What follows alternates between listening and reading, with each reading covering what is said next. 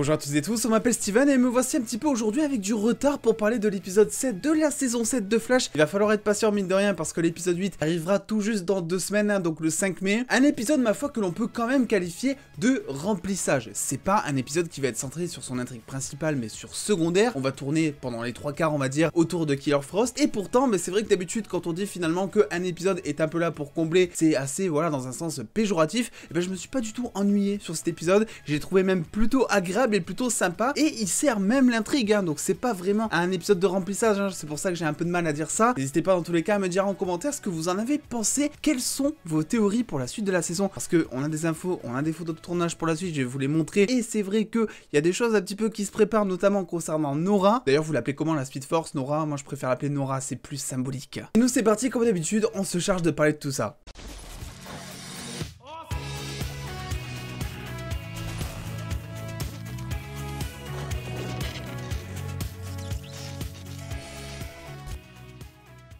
Un épisode donc qui se cache pas vraiment de combler parce qu'on dit dès le début que voilà ils sont en train de traquer les 3 forces grâce à des isotopes, que ça prend du temps, que donc on peut pas continuer directement sur la trick principale. On sait aussi que Nora alias la Speed Force, mais je préfère l'appeler Nora parce que je sais pas, c'est beaucoup plus symbolique, c'est beaucoup plus humain finalement. On apprend qu'elle est en train de guérir et elle finit presque de guérir apparemment en fin d'épisode. Une Nora, on va en parler tiens donc parce que elle est quand même vachement mystérieuse, elle est toujours là au mauvais endroit, au mauvais moment pour aider Barry soi-disant, alors que lui pendant ce temps il est en train de faire toutes les catastrophes possible, inimaginable. Donc je pense que vraiment le but de Nora ici n'est vraiment pas pour aider Barry, et je pense qu'elle veut le déconcentrer ou qu'elle veut le perturber pour éviter quelque chose, et qu'elle est effectivement en train de préparer quelque chose, parce que ce qu'on ne sait pas actuellement c'est qu'est-ce qu'elle est en train de faire, mis à part le temps d'écran qu'elle a. On la voit avec Barry, ou on la voit des fois avec Iris au début de l'épisode, on ne sait pas vraiment ce qu'elle fait. Elle fait quoi? Elle reste assise dans un canapé et elle regarde le match de foot ou quoi? Franchement ça m'étonnerait, j'ai une petite impression à la Eobard Phone en saison 1 qui voilà en temps d'écran était clairement en train d'être le gentil et qui aidait la Team Flash tout comme Nora finalement, et qui derrière mettait au point finalement sa machine à remonter dans le temps, on va appeler ça comme ça, et qui préparait un petit peu ses plans machiavéliques. Je pensais vraiment en regardant le teaser par contre que Nora allait être beaucoup plus présente que ça, parce qu'on la montre en train de dire à Barry je suis un peu comme ta batterie, c'est moi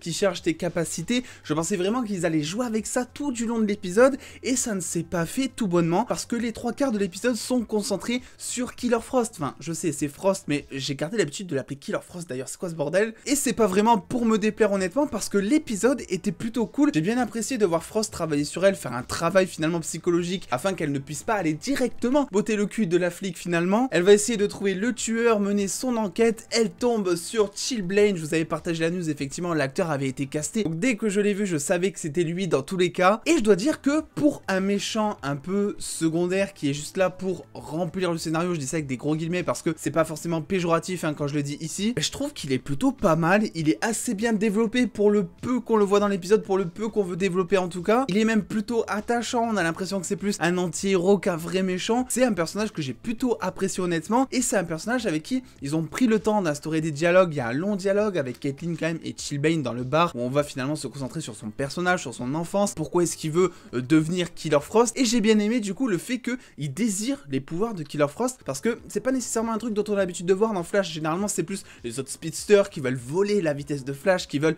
copier les pouvoirs de Flash, et maintenant c'est au tour de Killer Frost, et j'ai trouvé que c'était du coup plutôt intéressant. D'ailleurs la scène de combat entre les deux, mais surtout la scène de combat quand elle est dans le bar et qu'il y a un peu tous les gens du bar qui veulent la capturer pour recevoir la récompense, j'ai trouvé qu'elle était plutôt cool avec cette espèce de glace qui va rebondir sur le sol en termes de mise en scène pour aller frapper une autre personne. Je trouvais que c'était plutôt original, et c'est vrai que je m'attendais pas forcément à voir ça, et clairement Frost est badass, on va pas se le cacher. Frost dans les épisodes précédents, dans les saisons précédentes, on n'avait pas tellement d'empathie envers elle. Là clairement on comprend que pour elle c'est assez dur de vivre ça, parce qu'elle a vécu toute sa vie dans le corps de Caitlin, tout ce qu'elle veut c'est avoir une vie, et maintenant qu'elle en a une, et ben on lui prive et on lui dit non non, tu restes ici, tu restes en sécurité, tu restes en quarantaine. On va parler des clins d'œil parce qu'on a notre bon vieux Chester qui remplace Cisco. Et voilà, je vous l'avais dit un petit peu mine de rien dans ma précédente critique je crois, il me semble que la CW, s'ils ont mis Chester dans la série, s'ils ont casté ce personnage, c'est pour le long terme remplacer Cisco. Rien d'officiel, c'est moi qui vois les choses comme ça. Cisco, alors qu'il n'était pas du tout remplaçable avant, l'est maintenant par Chester qui a le même caractère que lui, qui a le même humour, qui est tout aussi voire plus attachant que lui je trouve, même si Cisco évidemment on l'a pour toujours dans le cœur. Et voilà, c'est vrai quand même que dès qu'il apparaît dans l'épisode, qu'il reçoit le coup de fil, qu'il reçoit une espèce de mission confidentielle pour aller voir la scène de crime et tout, j'ai trouvé ça génial, sa réaction, il est super attachant, il a ses yeux, je sais pas ce qu'il fait comme expression à chaque fois, ils ressortent des orbites, il pourrait faire des réactions trailer comme il veut, il ferait plein de vues, lui c'est sûr et certain. Bref, ce personnage dans tous les cas est incroyable et on le voit pas trop, mais le personnage qu'on voit pas trop finalement dans cet épisode, c'est plutôt Allegra qui sert vraiment à rien. Voilà,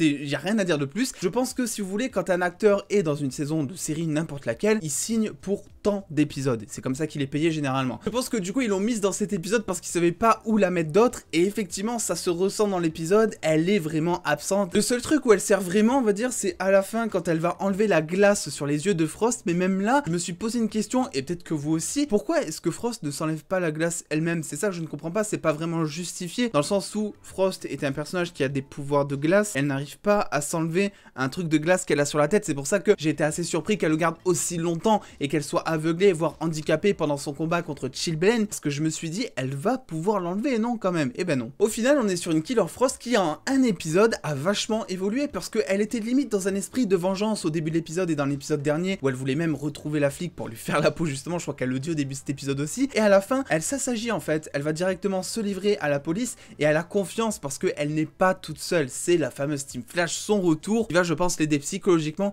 à se dire, je vais me livrer, mais ils vont arriver à me déculpabiliser de tout ça, et je vais pouvoir m'en sortir très vite. Est-ce que d'ailleurs vous pensez que Joe va péter un plomb dans les prochains épisodes envers sa supérieure? Alors je sais plus comment elle s'appelle, à chaque fois j'appelle la flic. Est-ce que vous pensez que vraiment, soit il va lui dire qu'il est avec la Team Flash, soit il va lui péter un plomb dessus? Qu'est-ce que vous pensez qu'il va se passer au juste? Moi je pense que vraiment Joe va lui dire, quitte à être inculpé, qu'il travaille avec Killer Frost, qu'il travaille avec Frost, et qu'il va arriver de fil en aiguille, avec potentiellement l'aide de Barry, à convaincre la flic que Frost est une bonne personne maintenant. Ou alors ce sera dans le prochain épisode, parce qu'on est tombé sur des photos de tournage qui sont tombées donc il y a quelques heures, quelques jours maintenant, où on aperçoit, attention spoiler, dans l'épisode 8 je crois, le fameux Godspeed. Il n'y a pas un Godspeed, il n'y a pas deux Godspeed. Devinez quoi? Il n'y a pas 3 Godspeed non plus, il y en a 8.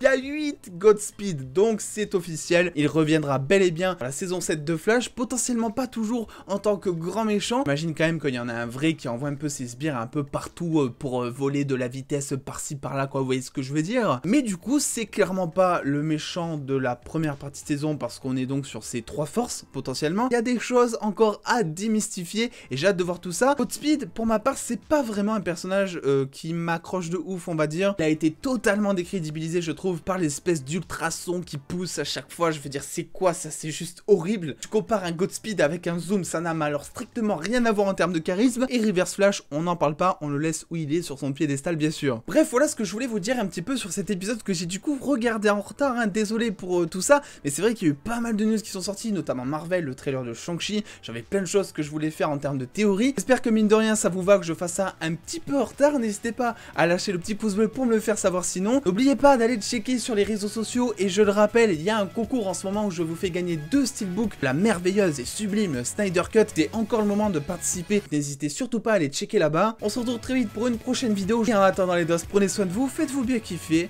des bisous les dos.